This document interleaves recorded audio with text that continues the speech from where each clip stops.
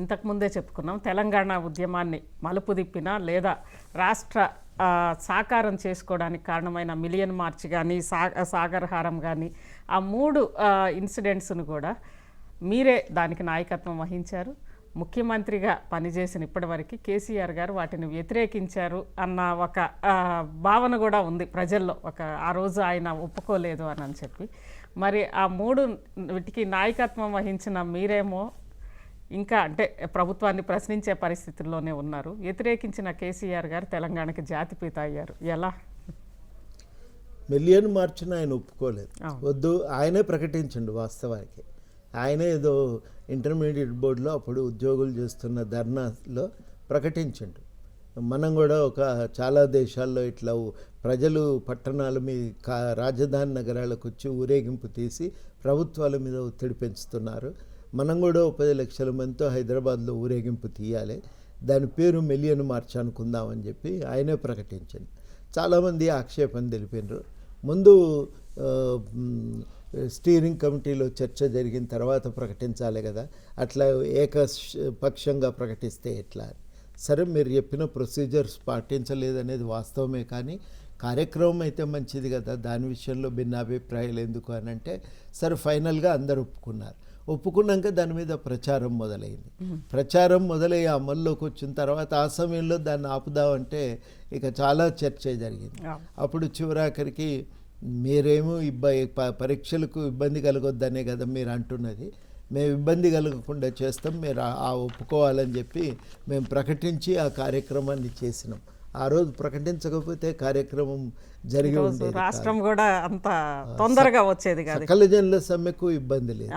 సాగరహారం విషయంలో మాత్రం మళ్ళీ అభ్యంతరాలే తెలిపినరు. హైదరాబాదులో హింస పెరిగిపోతుంది, ఉద్యమానికే నష్టమవుతుంది. తెలంగాణ ప్రజలు అట్లా హింసకు పాల్పడరనే విశ్వాసం ఉంది నాకు. వాళ్ళకి అర్థమూ ఉంది, హింస పెరిగితే ఏమవుతుందో తెలంగాణకు బాగా తెలుసు, అర్థమైంది. కాబట్టి ఆ సమస్య ఉండదు, దీన్ని నిర్వహిద్దామని మేము మొత్తానికి పట్టుబట్టి ఆ కార్యక్రమాన్ని అయితే చేసినాం. ఆ కార్యక్రమం యొక్క ప్రభావం ఢిల్లీ మీద పడింది. వాళ్ళు కూడా ఆ రోజు కేసీఆర్ గారు రాలేదు, ఆయన రాకపోయినా ఇంతమంది పాల్గొన్నారంటే ఇంకా వాళ్ళు కూడా భాగస్వాములు అయితే దాంట్లో పాల్గొంటే ఇంకా ఎక్కువ మంది వచ్చేవాళ్ళు కదా అనే ఒక అభిప్రాయం ఢిల్లీలో కలిగింది. దాని కారణంగా ఆ రోజు వచ్చినటువంటి కదలికను చూసి చివరికి కేంద్ర ప్రభుత్వం కూడా తెలంగాణకు అనుకూలంగా నిర్ణయం తీసుకున్నారు.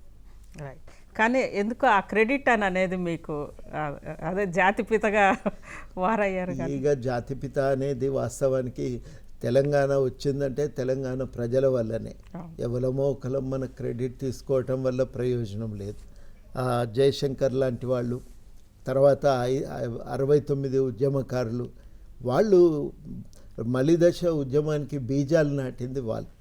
85 నుంచి 93 దాకా వాళ్ళు చేసిన విస్తృతమైనటువంటి ప్రచారం, 96 దాకా ఆ ప్రచారమే తెలంగాణ ఉద్యమం తలెత్తటానికి కారణమైంది.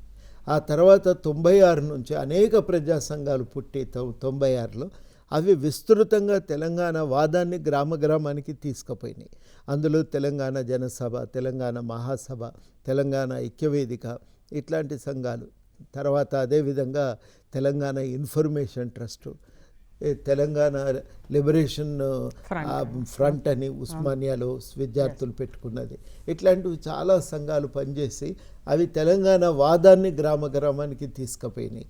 అప్పుడు తెలంగాణ వాదం బలపడుతున్న విషయాన్ని గ్రహించి టీఆర్ఎస్ను కేసీఆర్ గారు ఏర్పాటు చేసిండు. ఆయన పాత్ర అక్కడి నుంచి మొదలవుతుంది. మొదటి దశలో ఆయన అనేక సార్లు ఒప్పుకున్నాడు, తెలంగాణ వాదులే లేకపోతే ఇవాళ తెలంగాణ ఉద్యమాన్ని ఊహించలేము మనం అని. కానీ తర్వాత ఏంటంటే మొత్తం నేను ఒక్కరినే చేసినా నేనే తెలంగాణ జాతిపితను అని. ప్రజల్లో మాత్రం భావన ఏంటంటే ఇప్పుడు అంకురార్పణ చేసింది ఈ తెలంగాణను సోయి రగిలించింది ఊరూరు తిరిగి జయశంకర్ గారే కదా, తెలంగాణకు జాతిపిత అంటూ ఉంటే అది జయశంకర్ గారే అని ఆ బిరుదును వాళ్ళ ప్రజలేమో జయశంకర్ గారికి ఇచ్చుకున్నారు.